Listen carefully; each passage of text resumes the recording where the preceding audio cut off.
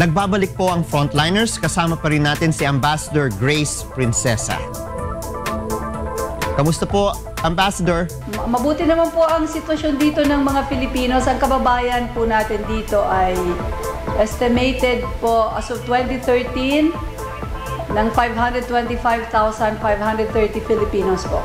Kailan po nagsimula ang ating embahada dyan sa United Arab Emirates? Nagsimula po tayo noong 1980 po, June 17, 1980. Pang ilang taon na po kayo nandyan bilang ambassador po natin?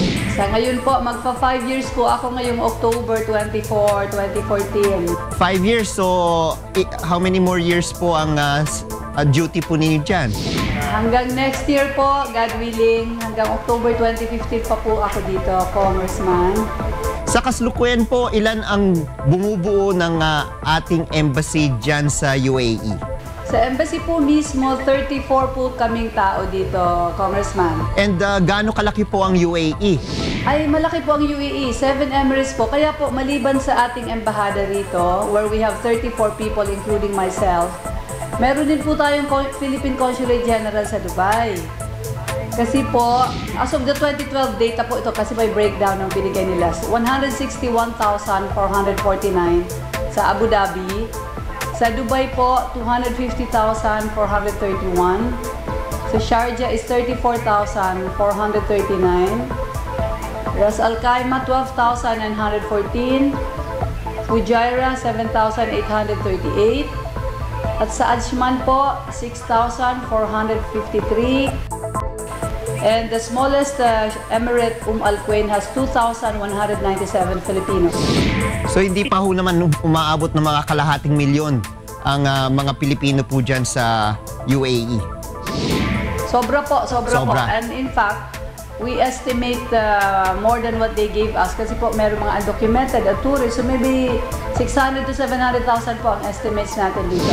Diyan po sa ating embahada po, ano po ang mga iba't ibang mga departmento po ang nagbibigay po ng serbisyo sa ating mga Pilipino dyan? Unang-una po yung tinatawag natin consular section. Dito po ini-extend or renew ang mga passports ng ating kababayan. And then yung mga affidavits of support po, ginagawan din natin ng serbisyo yan, yung pagpapakasal, pag nanganak po, pag namatay po, dito po lahat yan sa ating civil registry section sa embahada. Ano po ang mga responsibilities na hawak ng ating embassy sa UAE? Hindi lang naman po usapin ng mga passports yan, no po? Precisely po. I was going to say, Congressman, ang pinakamahalaga pong section namin dito is the ATN section or the Assistance to National section po. Kung saan po tinutulungan natin ang ating mga kababayan na medyo may konti mga pagsubok sa buhay o mga nadidistress, ika nga po. And usually po, ang unang, syempre, pinakamahalagang tinutulungan natin, ayun po yung mga kasambahay po na nadidistress. Maliban po dyan, meron rin po tayong trade department sa loob ng embahada kung saan syempre tayo po ay lalong gustong ipaabot sa UAE yung iba't ibang mga produkto natin. Totoo po, sir. Meron po tayo ang ating commercial attaché's office po nasa Dubai.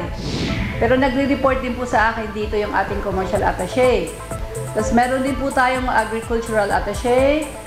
Meron din po tayong DOT office, hindi pa official, inarkila lang mo nila to promote tourism activities po. So meron po lahat siya, nasa Dubai po. But I have overseeing responsibility since I'm the head of the country team, sir. Meron ho kayong binabanggit na tourism office, no? Sa inyong records po, marami ba hong mga taga-UAE na bumibisita sa ating bansa at kumukuha ng visa? As of data po last year, sir, nag-increase po ng 15% ang turista mula dito sa UAE. Ang pinakamarami pa rin po is Saudi Arabia. But we just recently, last week, together with the DOT office, released the Kids Go for Free tourism initiative po ng ating office. We're trying to invite Emirati residents, GCC residents, and all the other nationalities din po dito kasi we have more than 200 nationalities sa UAE, sir.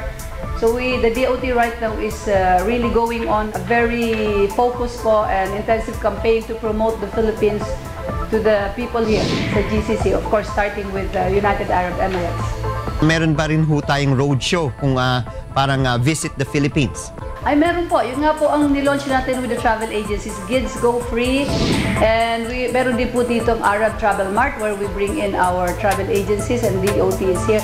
And ako rin mismo po, sir, I will be hosting a meeting with the travel agencies later part of this year para po maipakita natin how much more fun it is in the Philippines. And incidentally, sir, since we are talking na po, I would like to share with you something pioneering that we're doing here in the United Arab Emirates for our kababayans po. It's a movement called Pinoy WISE.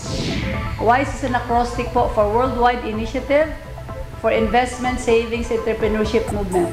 I have been in the service, sir, for almost 28 years, and I was in Iraq in 2003 where I evacuated our kababayans.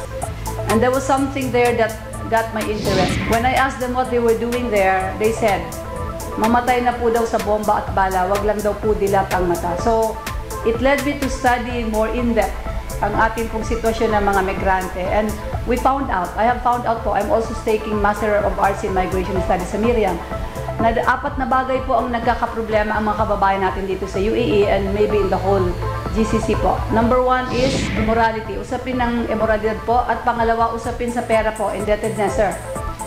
Nalululong po sa credit card and bank loan. So, since I came here, I have partnered with an NGO called Atika, which means unti-unti makapagpundar. It's run by Miss Estrella Anuevo. We teach po every month, twice a month or the whole month, every weekend, Friday. We teach the Filipinos how to save and invest. We try to teach them why they cannot save because they have become consumerist, dependent, and their families left behind po have also been spending too much. So yun po ang isa nating kakaibang ginagawa dito sa buong UAE, sir, together with our consulate, of course, and the community, the Filipino community. So binanggit nga ho ninyo yung mga problema, no? Sa nakikita ho ninyo, ang pinakamalaking problema po natin ay immorality as binanggit nga po ninyo at yung hindi pag-impok ng pera, no? So maliban po dito, meron bang mga problema na na-encounter ang ating embassy dyan? Yun nga po, yung tinatawag ko po, 5-letter I, sir. Immorality, mga social cause of migration. Isa po, nagkakaroon ng relasyon na hindi dapat. So, baka po makulong, lalo na po pag mabuntis. So, pinapaalalahanan ko po ang ating mga kababayan na mag-ingat po dahil nga po laban sa kultura nila yon. Pangalawa nga po yung indebtedness o pagkakautang. So, yun nga po, may intervention tayo, itong Pinoy WISE. Meron na rin po sa Qatar ngayon, is now ongoing in Germany and it started in Italy. Pero dito po, since I started in 2011, mahigit na pong 2,000 and we're continuing, sir. Kasi po, nakakalungkot nga po na nagtagal dito. Minsan, na nawindag pa ang pamilya, tapos wala rin po nang nadadalang ipon pa uwi or wala man lang konting investment.